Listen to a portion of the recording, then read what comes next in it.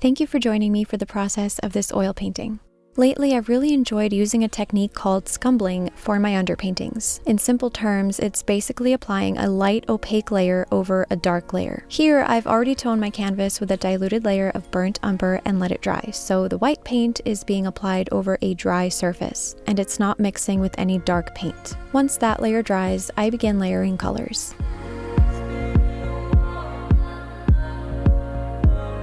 I have a whole series of these expressive sunflower portraits, which I started several years ago now, and I haven't painted another in a while. But then, like any normal person, I heard some whispers in my brain telling me to paint another one, so I did. I have really positive associations with sunflowers. They're definitely one of my favorite flowers, and whenever I paint them, it feels like a happy painting and it's charged with positivity. It's a flower I end up revisiting with my art over and over again, and likely will continue to.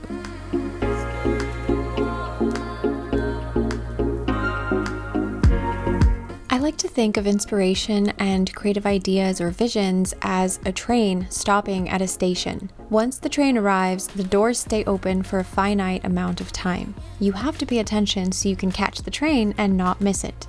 Inspiration works the same way, for me at least. I don't know about you. A lot of times I get really excited about a creative idea, but if I don't act on it soon, it will fade into the abyss of my mind, and then that's it. It's gone. I've missed the train. On the other hand, I can't act on every single creative idea I ever have. Just like you can't just hop on any train that shows up at the station, you'll get lost. That's part of how I often stress myself out, by thinking about how little time there is in the grand scheme of things and how I'll never get to create every single painting I've ever wanted to create. It's physically impossible, and thinking about that drives me crazy, so I have to sift through those ideas and figure out which ones are just quick fleeting thoughts and which ones I feel strongly enough to act on. Usually, a good indicator is curiosity. I ask myself, what would it feel like to paint this? And if I get really excited imagining the process, what colors I use, and I'm excited to solve that mystery with paint, then I know it's a painting I need to create.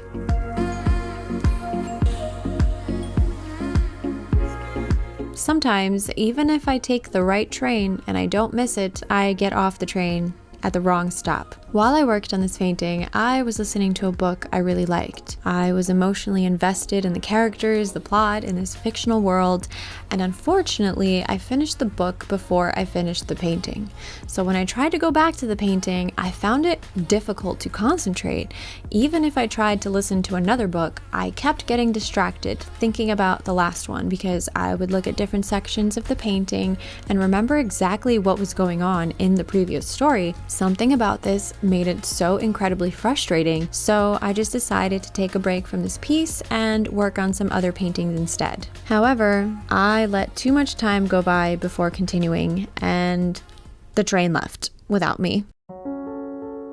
A whole year and a half passed before I decided to come back to this piece, before that spark reignited again. I have a problem. I keep doing this. I keep abandoning paintings. I always come back. That's what counts. When I finally put this painting back on my easel again, I realized the vision I had for it changed a little. Before committing to paint, I used a photo of the piece and painted over it digitally on my iPad to test out the changes I wanted to make. This way, it's much easier and faster to undo or change something that I don't like. So when I'm ready to paint, I have direction, and I've saved myself a lot of time and trial and error by testing everything out digitally first. The next hurdle is simply getting set up and making sure everything is in the right place for me to start painting comfortably. Sometimes this is a much bigger hurdle than it needs to be, so you just gotta power through it.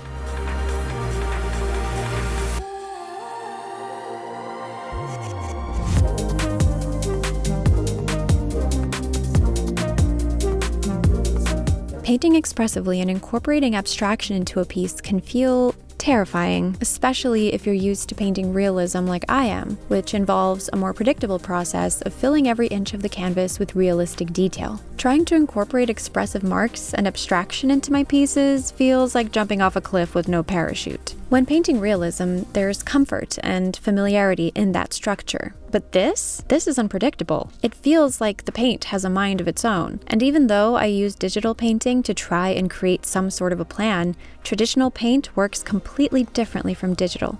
I still have to rely on intuition and make spontaneous decisions as I go. It's kind of why I don't often paint this way, because it's scary and sometimes it feels like I'm ruining the painting. I'm learning to see it differently though. It's not necessarily about getting it just right. It's more about the feeling, about letting go. As scary as it is to paint this way, I feel more free, and I love it. Realism captures what we see, and expression captures what we feel. I love to combine the two of them. It's scary at first, and it's okay not to like some of the paintings you create, but I believe that when it comes to art, giving ourselves permission to break the rules and feel some discomfort along the way is where magic and breakthroughs happen.